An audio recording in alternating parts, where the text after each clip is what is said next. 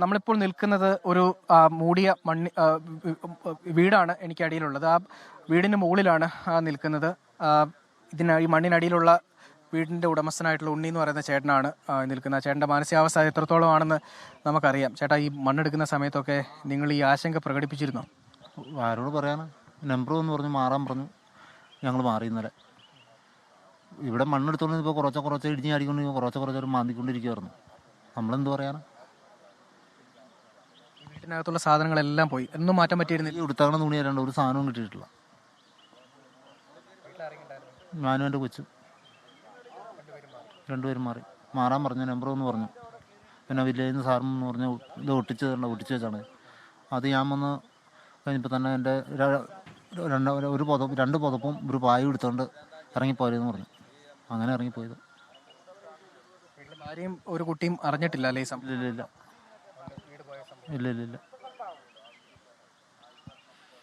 ക്യാമ്പിലേക്ക് മാറിയില്ലായിരുന്നെങ്കിലുള്ള അവസ്ഥ? ക്യാമ്പിലേക്ക് മാറിയില്ലെങ്കിൽ ഞങ്ങൾ തീരുക. ഇത് മിനിങ്ങാന്ന് സംഭവിക്കണമെങ്കിൽ ഞങ്ങളും കൊച്ചതിനകത്തുണ്ടായിരുന്നു. ഇവിടെയുള്ള ഇനി തിരിച്ച് ഈ പ്രദേശത്തിന് ഒരു വീട് വെച്ച് വരവോ അല്ലെങ്കിൽ ഈ വീട്ടിൽ ഈ സമീപത്തുള്ള വീടുകളിലെ ആളുകൾക്കൊക്കെ തിരികെ ആ വീടുകളിലേക്ക് ഇനി സമാധാനത്തോടുകൂടി തിരിച്ചു വരാൻ ഇതുപോലെ ഇടിഞ്ഞിരിക്കുകയല്ലേ, എങ്ങനെ മാറാനാ ഇങ്ങോട്ട്?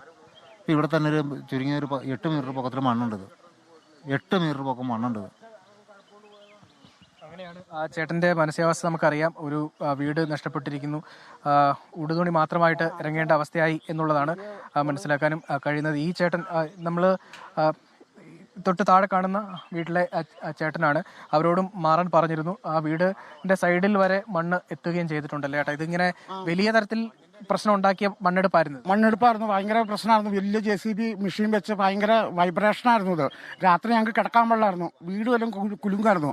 ഇതല്ല, ഇതിൻ്റെ പണി സ്റ്റാർട്ട് ചെയ്ത് ഒരു മാസം മുമ്പ് ഇതിൻ്റെ പണി സ്റ്റാർട്ട് ചെയ്ത് കഴിഞ്ഞപ്പോഴത്തേനും വെള്ളം അവിടെ നിന്ന് ഒലിച്ചിറങ്ങാൻ തുടങ്ങി. ഭയങ്കര അടിച്ച് ഇതേ കണ്ടോ, ആ ലെവലുണ്ടോ, ആ ലെവലിൽ അതിൽ കൂടെ വെള്ളം അടിച്ച് ഇതിലെ കയറി. അപ്പം തന്നെ ഇവിടെയുള്ള എല്ലാവരും പേടിച്ചു പോയി.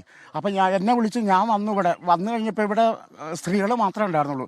അപ്പോൾ അവർ പറഞ്ഞു എന്തെങ്കിലും സംവിധാനം ചെയ്യുക ഷൈജോ എന്ന് പറഞ്ഞു. ഞാൻ എന്നിട്ട് പഞ്ചായത്തിൽ പോയിട്ട് ഇവിടുത്തെ മെമ്പറെ വിളിച്ചിട്ട് ഞാൻ കാര്യങ്ങൾ പറഞ്ഞു. ഇങ്ങനെ വെള്ളം അടിച്ച് കയറിക്കൊണ്ടിരിക്കുകയല്ല വീട്ടിൽ, നിങ്ങൾ എന്തെങ്കിലും സംവിധാനം പെട്ടെന്ന് ചെയ്യണമെന്ന് പറഞ്ഞു. താഴെയുള്ള വീടുകളിലെല്ലാം വെള്ളം കയറിക്കൊണ്ട് അന്ന് പറഞ്ഞ ഒരു മാസം മുമ്പ് ഈ പണി സ്റ്റാർട്ട് ചെയ്തിപ്പോൾ.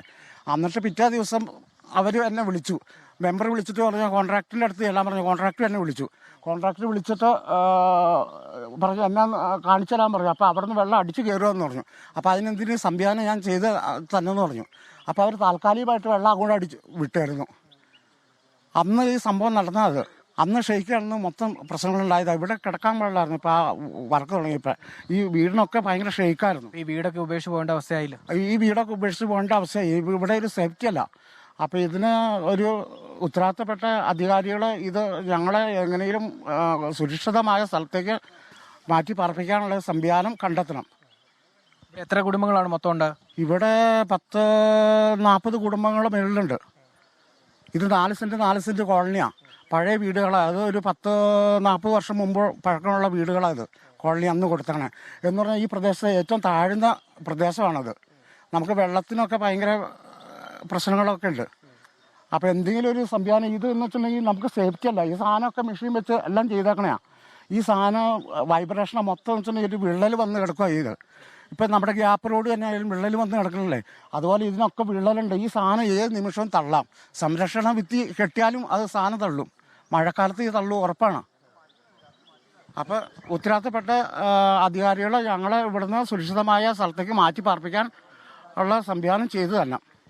തീർച്ചയായിട്ടും കൃഷ്ണൻ, അങ്ങനെയാണ് നാട്ടുകാർ പറയുന്നത്. അവരുടെ ആശങ്ക അതെന്തായാലും മാറില്ല. കാരണം ഇത്തരത്തിൽ മഴ പോലും ഇല്ലാത്തൊരു സമയത്ത് ഇതുപോലെ ഭീകരമായിട്ടുള്ളൊരു മണ്ണിടിച്ചിൽ ഉണ്ടാവുക, അത് വീടുകളൊക്കെ നശിച്ചു പോകുന്ന അവസ്ഥയിലേക്ക്, മണ്ണിനടിയിൽ പോകുന്ന അവസ്ഥയിലേക്കൊക്കെ എത്തുക, ഇനി പ്രദേശത്തേക്ക് തിരികെ വന്നൊരു താമസം അത് സാധ്യമായതല്ല എന്നുള്ളതാണ് നാട്ടുകാർ പറയുന്നത്. ഇവിടെ നിന്നൊരു മറ്റൊരു സ്ഥലത്തേക്ക് മാറ്റി പാർപ്പിക്കുന്നതിനുള്ള അല്ലെങ്കിൽ സുരക്ഷിത സ്ഥാനം കണ്ടെത്തി അവിടെ വീട് വെച്ച് മാറ്റി പാർപ്പിക്കുന്നതിന് വേണ്ടിയുള്ള നടപടി സർക്കാരിന്റെ ഭാഗത്തു നിന്നുണ്ടാകണം എന്നുള്ളതാണ് നാട്ടുകാർ ആവശ്യപ്പെടുന്നത്. നമ്മളിപ്പോൾ കണ്ട ഉണ്ണി എന്ന് പറയുന്ന ചേട്ടന്റെ അവസ്ഥ, അതുപോലെ തന്നെ ഇവിടെ മറ്റ് 6 വീടുകൾ ഈ മണ്ണിനടിയിൽ ഉണ്ട്.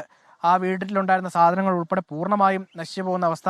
അതിനപ്പുറത്തേക്ക് ഏറ്റവും സങ്കടകരമായത് ഒരാളുടെ ജീവൻ നഷ്ടപ്പെടുന്ന അവസ്ഥയിലേക്ക് വരെ ഈ മണ്ണിടിച്ചിൽ പോയി എന്നുള്ളത് തന്നെയാണ്. എന്തായാലും ആ ഒരു സങ്കടത്തിലും അതിൻ്റെ ഒരു പേടിയിലും, ഈ മണ്ണിടിഞ്ഞതിൻ്റെ ഒരു പേടിയിലുമാണ് ഇവിടുത്തെ നാട്ടുകാർ ഇപ്പോഴും ഇവിടെ നിൽക്കുന്നത്. ക്രിസ്റ്റീന.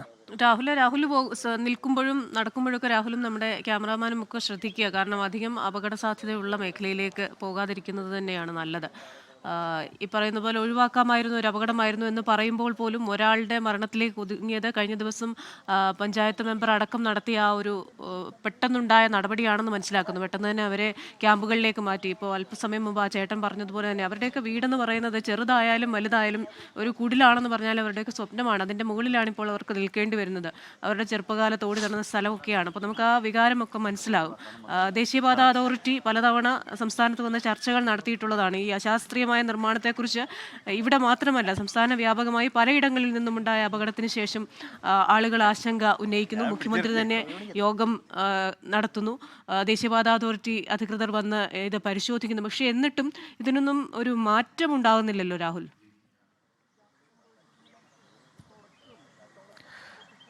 അങ്ങനെ തന്നെയാണ്. പലതരത്തിലുള്ള പരിശോധനയും കാര്യങ്ങളൊക്കെ നടന്നിട്ടുണ്ട്. പക്ഷേ പരിശോധനയും കാര്യങ്ങളും ചർച്ചകളും ഒക്കെ മാറ്റി നിർത്തിക്കൊണ്ട് ഈ ദേശീയപാത നിർമ്മാണം ഏറ്റെടുത്തിരിക്കുന്ന കമ്പനി അവർക്ക് ഇഷ്ടമുള്ള രീതിയിൽ നിർമ്മാണ പ്രവർത്തനങ്ങൾ നടത്തി. അതാണ് ഈ അപകടത്തിന് കാരണം. പലപ്പോഴായിട്ട് ജില്ലാ ബ്ലോക്ക് പഞ്ചായത്ത് അംഗമാണ്, അദ്ദേഹം ഉൾപ്പെടെ പലപ്പോഴായിട്ട് പറഞ്ഞിട്ടുള്ളതാണ് ഈ റോഡിന്റെ നിർമ്മാണവുമായി ബന്ധപ്പെട്ട് പലതരത്തിലുള്ള അപാകതകൾ ഉണ്ടായിരുന്നു. അതൊക്കെ പരിഹരിക്കുന്നതിന് പല ചർച്ചകൾ നടത്തി. അതൊക്കെ ഏതെങ്കിലും വിധത്തിൽ പ്രയോജനപ്പെട്ടോ? ഒരു പ്രയോജനപ്പെട്ടില്ല. കാരണം ഇവർ പണിയുന്ന എന്താണെന്ന് ആർക്കും ഇതുവരെ മനസ്സിലായിട്ടില്ല. ഇവർ ഓരോ സ്ഥലത്ത് ഒരു സ്ഥലത്ത് കുന്നിടിച്ച് നിർത്തുന്നു, ഒരു സ്ഥലത്ത് താഴത്തെ ഭാഗം ഇടിച്ച് നിരത്തുന്നു, ഒരു ഭാഗത്ത് കലുങ്ക് ചുമ്മാ എവിടുന്നോ കോൺക്രീറ്റ് കല്ലുകൾ കൊണ്ടുവന്ന് വെച്ചിട്ട് പതിച്ചു വയ്ക്കുന്നു. ഇങ്ങനെയുള്ള അശാസ്ത്രീയമായ ഒരു പണിയാണ് ഇവർ നടത്തിക്കൊണ്ടിരുന്നത്. പല പ്രാവശ്യവും ഇവർ ചൂണ്ടിക്കാണിച്ചപ്പോൾ ഇവർ പറഞ്ഞത് നിങ്ങൾ കാണുക, ഞങ്ങളിപ്പോൾ ഇതിൻ്റെ അകത്ത് മുകളിൽ ചെടികൾ നട്ടുവളർത്തും, അപ്പോൾ മണ്ണുകളൊന്നും ഇറങ്ങി വരില്ല.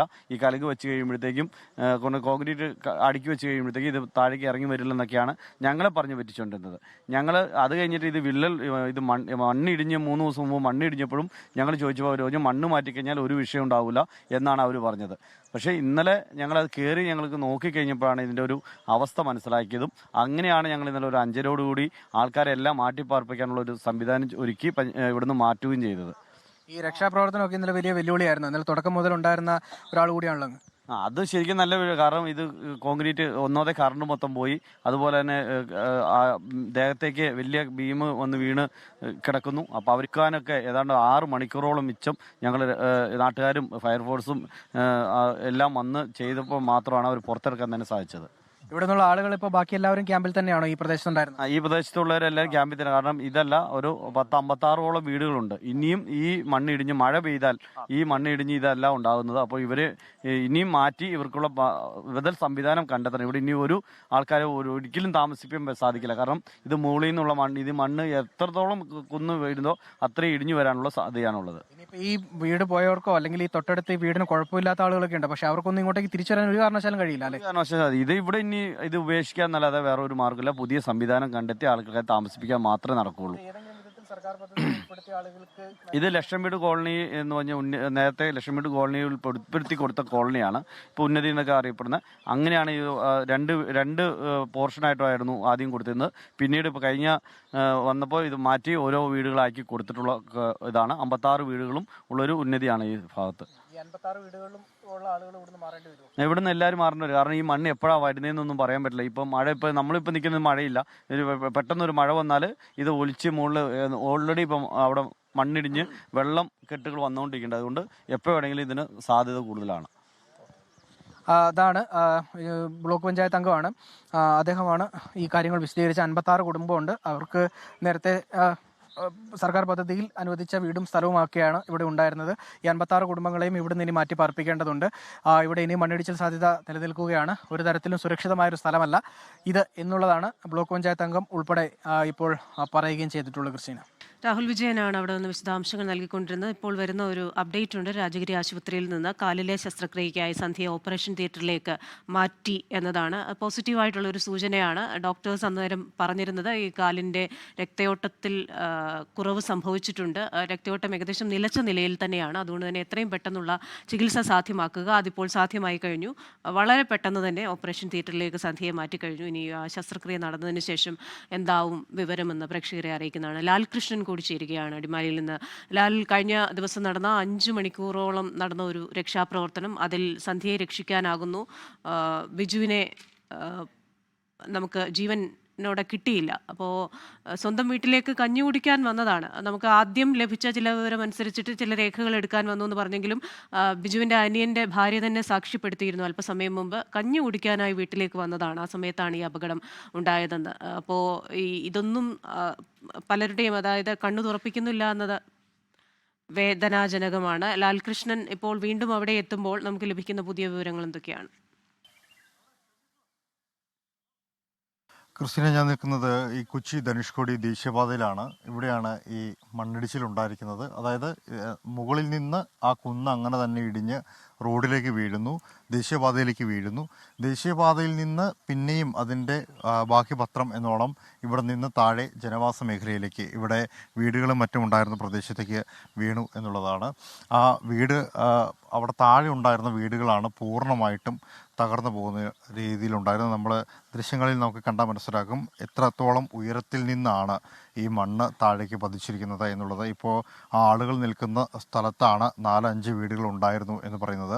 അതിൻ്റെ മറ്റൊരു വശത്ത്, ആ സ്ഥലം നമ്മൾ കാണുന്ന സ്ഥലത്തിൻ്റെ ഏകദേശം ഇടതുഭാഗത്തായിട്ടാണ് ബിജുവിൻ്റെ അതോടൊപ്പം തന്നെ സന്ധ്യയുടെയും വീടുണ്ടായിരുന്നത്. അവിടേക്ക് അവർ വൈകിട്ട് ഭക്ഷണം കഴിച്ചിട്ട് തിരിച്ചെത്താം എന്ന് പറഞ്ഞുകൊണ്ട് വന്നതാണ് എന്നുള്ളതാണ് സഹോദരി നമ്മളോടടക്കം പറഞ്ഞത്.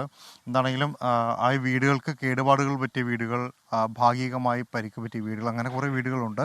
ഈ മൺതിട്ട ഇവിടെ ആയിട്ട് വലിയ വിള്ളലൊക്കെ രൂപപ്പെട്ട സമയത്ത് ആളുകൾ അവിടെ നിന്ന് മാറിപ്പോകാൻ തീരുമാനിച്ച് ഇവിടെ നിന്ന് പിന്തിരിഞ്ഞ് പോവുകയാണ്. പക്ഷേ ആ സമയത്തും ഇവിടെ ദേശീയപാതയുടെ നിർമ്മാണവുമായി ബന്ധപ്പെട്ട ജോലികൾ നടന്നിരുന്നു എന്നുള്ളതാണ് സാക്ഷികളായിട്ടുള്ള ആൾക്കാർ പറഞ്ഞത്. നമുക്ക് കിട്ടിയ ഹെലിക്യാം വിഷ്വൽസും അത് സാധൂകരിക്കുന്നതായിട്ടുള്ള പല കാര്യങ്ങളും തരുന്നുണ്ട്. അതും ഇന്നലെ എടുത്തതാണ്, ഉച്ചയോടുകൂടി എടുത്ത ദൃശ്യങ്ങളായിരുന്നു. അത് വൈകിട്ടാണ്, രാത്രിയാണ് മണ്ണിടിച്ചിലുണ്ടാകുന്നത്. വൈകിട്ടോടു കൂടിയാണ് ഇതിൻ്റേതായ പ്രശ്നങ്ങളെല്ലാം തുടങ്ങുന്നത്. വിള്ളൽ കണ്ടതിനെ തുടർന്നാണ് താഴെ നിന്ന് ആളുകൾ മാറിപ്പോവാൻ ഒക്കെ തുടങ്ങിയത്. ാണ് അടിമാലിയിൽ നിന്ന് വിശദാംശങ്ങളുമായി ചേർന്നത്. ലോകത്തെവിടെയായാലും ഏത് സമയത്തും 24 വാർത്തകളും ഓഗ്മെന്റഡ് റിയാലിറ്റി പാക്കേജുകളും എക്സ്പ്ലെയിനറുകളും വിശദമായി കാണാൻ ഞങ്ങളുടെ യൂട്യൂബ് ചാനൽ നിങ്ങൾക്ക് സബ്സ്ക്രൈബ് ചെയ്യാം.